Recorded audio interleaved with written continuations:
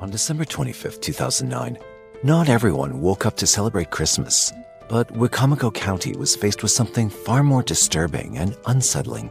Worst nightmare literally just come true. It's a case that shocked all of us to our core. Near the state borders, a badly burnt body was discovered, a sight so horrifying that it chilled even seasoned officers to the bone. What made it utterly disturbing was the revelation that the victim was still alive when she was set on fire.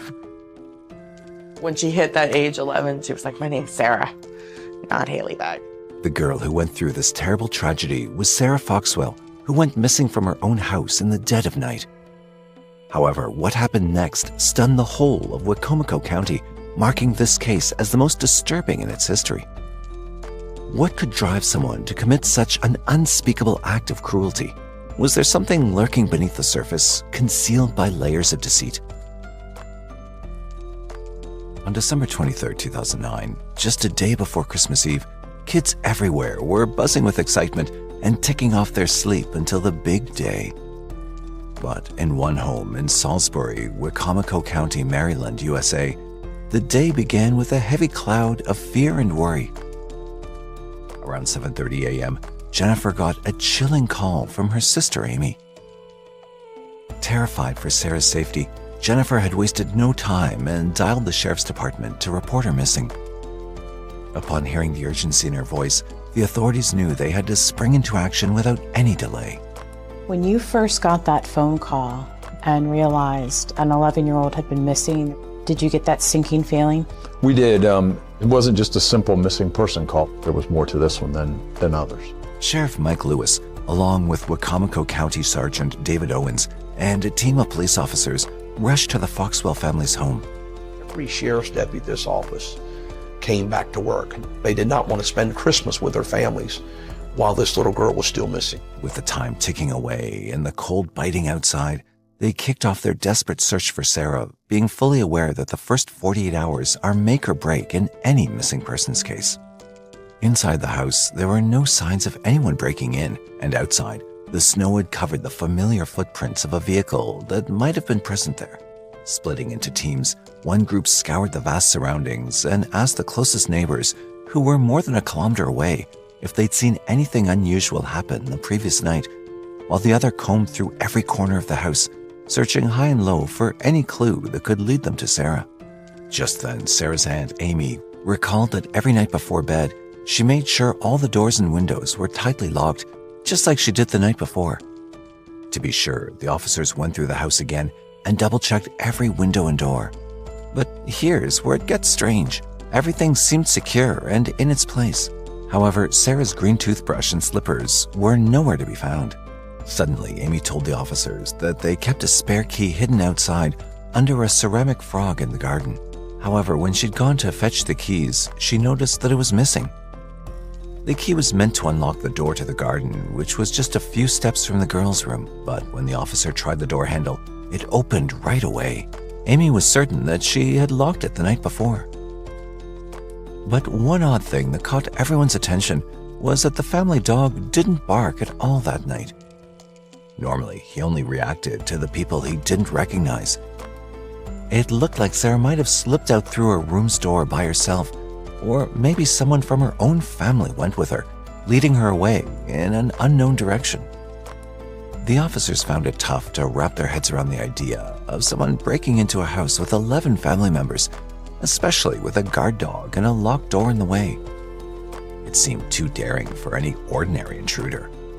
This made them wonder that whomever took Sarah had to be someone who knew the family well and had easy access to the house. As they kept working at the scene, the authorities decided to send out an Amber Alert across the whole state. Once the Amber Alert was issued, I felt like my whole world had crashed. The same day, the Amber Alert system spread the word about Sarah's abduction far and wide, turning every citizen into a potential ally for law enforcement. Sarah, who was last seen wearing a shirt and pajama pants, became the focus of everyone's attention. Back at home, Sheriff Lewis promised Jennifer, "I'll do whatever it takes to bring your daughter home safely." The sheriff started his investigation by talking to the family members about Sarah, and that's when he got to know that last night, Emma and Sarah went to sleep together. The sheriff then turned his attention towards Emma, since she was the last one to see her. But Emma was too frightened at the moment, and she refused to talk to the sheriff, which made him suspicious that she might have known or heard something important that night. Just then, Jennifer's mother and Emma's grandmother also arrived after hearing about Sarah's abduction. Her presence brought a sense of comfort, especially to Emma, who seemed to brighten up at the sight of her grandmother. Recognizing the strong bond between them, the sheriff seized the opportunity and asked the grandmother to have a private conversation with Emma, hoping she might feel more at ease opening up to a familiar and trusted family member. Little did he know, this private conversation would unveil a startling revelation from Emma and confirmed everyone's worst fears. In the dead of night, a man had sneaked into their room, disturbing the sisters' sleep. Sarah was wide awake and worried, so she sat up in bed and stared straight at the man. Meanwhile, Emma, who didn't want to draw attention, pretended to be asleep and stayed lying down and watched as the man dressed in blue jeans, an orange jacket and white sneakers, sat on the bed with Sarah, speaking in hushed tones. She listened intently as the man said disturbing things to her older sister, but the exact words were never revealed by the police. What they did know was that Sarah willingly followed him, wearing just slippers and a t-shirt. Emma didn't react immediately and eventually drifted back to sleep because she'd recognized the man and didn't realize the severity of the situation. Emma pulled my mother aside and told my mother that Tommy took her. Tommy, or Thomas Leggs Jr., was a 30-year-old family friend and Amy's former boyfriend. When Amy first heard this, the weight of the news had sunk in. It turned out that Tommy had a long history with the Wicomico Sheriff's Department due to his significant criminal record over the years. He'd been on the radar with crimes involving violence against women and girls. Thomas Leggs is a predator of young girls. He defines the worst of defender. His first brush with the law came when he was just 18 years old. Back then, in 2002, he abused a 12-year-old girl and received a 4-year prison sentence. But soon, he got out a few months before his time was up. Even after his first stint in prison in 2002, Thomas's troubles didn't end there. He was sentenced to 7 years for abusing another woman, but somehow got out after just 6 months for good behavior. It seemed like he kept slipping through the cracks of the justice system. Then, just before Sarah went missing, Thomas caught the police's attention again, this time for assaulting a woman in a way that was strangely similar to what happened to Sarah. Little did Amy know, she had unwittingly welcomed a monster into their lives. To her, Thomas was a friendly and well-liked man, especially by her family, including Sarah. When Amy and Thomas were together, he often visited Amy's house and bonded with the children. Amy cherished those moments, seeing them as signs of his love given her large family. However, it was a devastating shock when she discovered his hidden dark and sinister side. Sometime early in that relationship, she had recognized that he was a registered offender. And so in true fashion for a seasoned offender, he was able to convince her that he wasn't a bad guy, that he was okay, it was just some things that had caused him to have to be there, but wasn't a big deal. She allowed that to become her belief system. There came a point in time that he was in the house on a regular basis. It was during those visits Thomas grew disturbingly close to Sarah, which raised concerns for the sheriff. There was something about Sarah that had fascinated him, and he started planning his sinister attack. I think he was plotting and stalking and trying to figure out when he was going to make his move on her. I absolutely think he was plotting. Why do you think he didn't take Emma that night? She wasn't his target. He was obsessed with Sarah as his target. With all the evidence gathered against Thomas, the deputies wasted no time springing into action. It didn't take them long to track him down to the shed where he lived with his parents. The place was a mess, with terrible living conditions, but when they searched his house, they stumbled upon some truly unsettling items. When we searched his shed, it was full of pornographic magazines and pornographic videos. It just makes your skin crawl. Despite their thorough search, Sarah was nowhere to be found. With Thomas now marked as their primary suspect, they'd brought him in for questioning, but something about his demeanor struck them as odd. He remained emotionless throughout the hours of interrogation and refused to provide any information about Sarah. How do you feel about all this? I mean, really? Indescribable. I mean, I'm being accused of excuse me, let me rephrase that. Y'all haven't actually said I've done it. I'm being suspected of kidnapping an 11-year-old girl. Of my ex-girlfriend who knew how to register sex offender, with a 6-year-old girl saying that she supposedly saw me there. I'm pissed. I've been dealing with it for the last 10 years. Was he forthcoming? Not at all. Thomas remained steadfast in his denial of any accusations. But when questioned about his connection with the sisters, he claimed to have never interacted with them, which contradicted Amy's account of him being close with Sarah.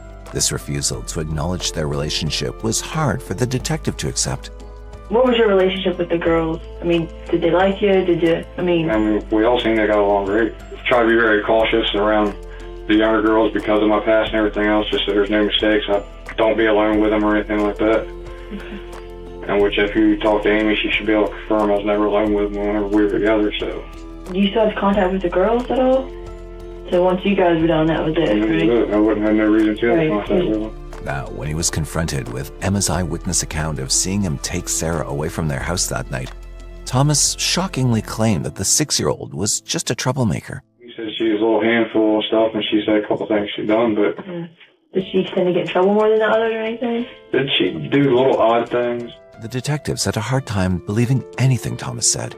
It wasn't just because of his criminal past, but also because of his unsettling behavior during discussions about Sarah's disappearance.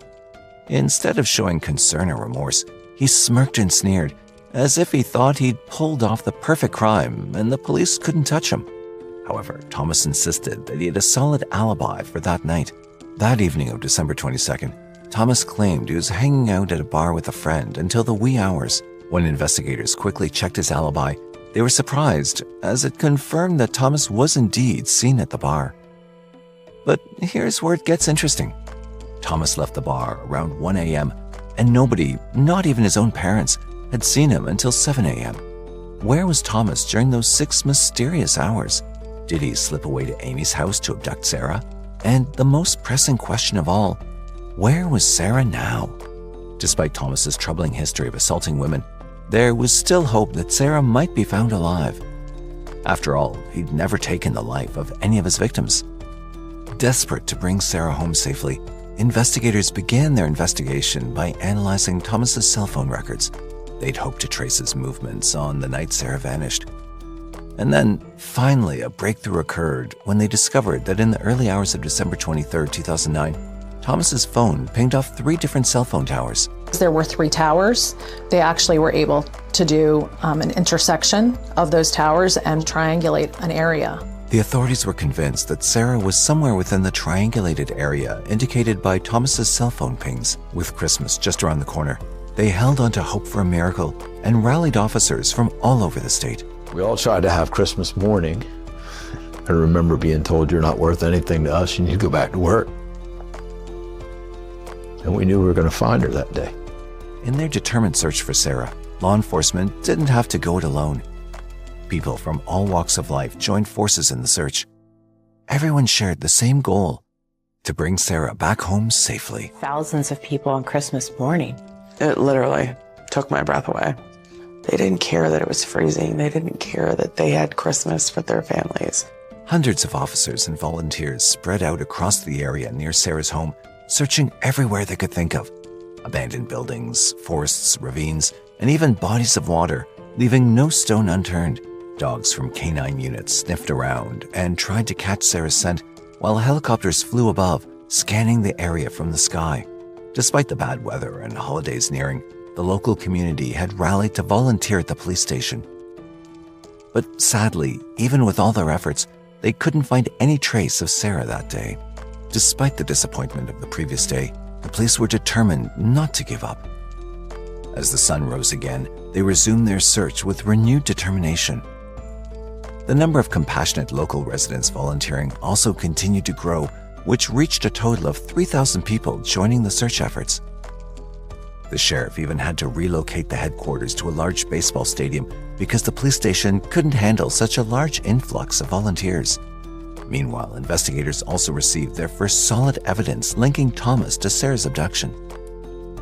When Thomas was brought to the police station, they gave him a fresh set of clothes and sent his own clothes to the lab for examination.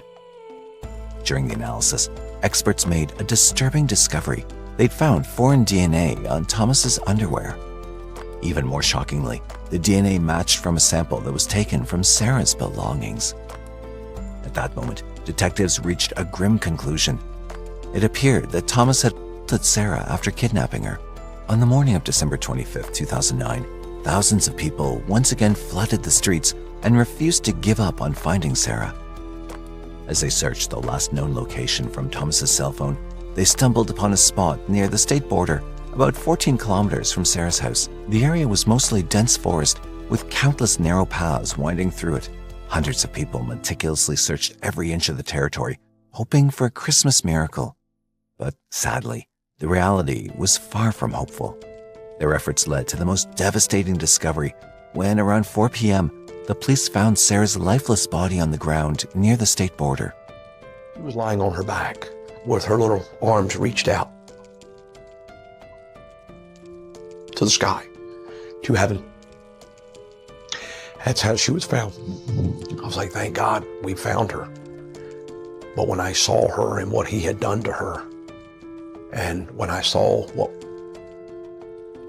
was left of her,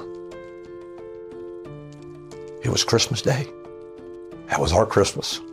This news had shattered Sarah's mother, Jennifer's, whole world, who'd been eagerly awaiting her daughter's safe return and a joyous Christmas together. And I walked to the dining room. And Mike and David Owen pretty much told me what happened. They found her body. When medical examiners examined Sarah's body, their horror knew no bounds. The evidence spoke of unspeakable brutality. Sarah had endured physical assault and attempted strangulation, which left her battered and broken. But what chilled them to the bone was the revelation that Sarah's lungs contained mud, which indicated that she'd been forced underwater, struggling for breath as her consciousness slipped away. Yet her torment didn't end there. The burns that marred her body told a gruesome tale of unimaginable suffering. Investigators pieced together the grim sequence of events. Left alone in the forest, Sarah was then doused in gasoline and set on fire, which was the final act of cruelty that defied comprehension. She's still alive. He didn't think so, but he lit her on fire. And the autopsy showed that she inhaled the smoke. So yes, she was still alive. The sheer viciousness of the crime had left everyone involved in the case stunned. Even the detectives struggled to come to terms with the fact that such atrocities had been inflicted upon the little girl. However, now that the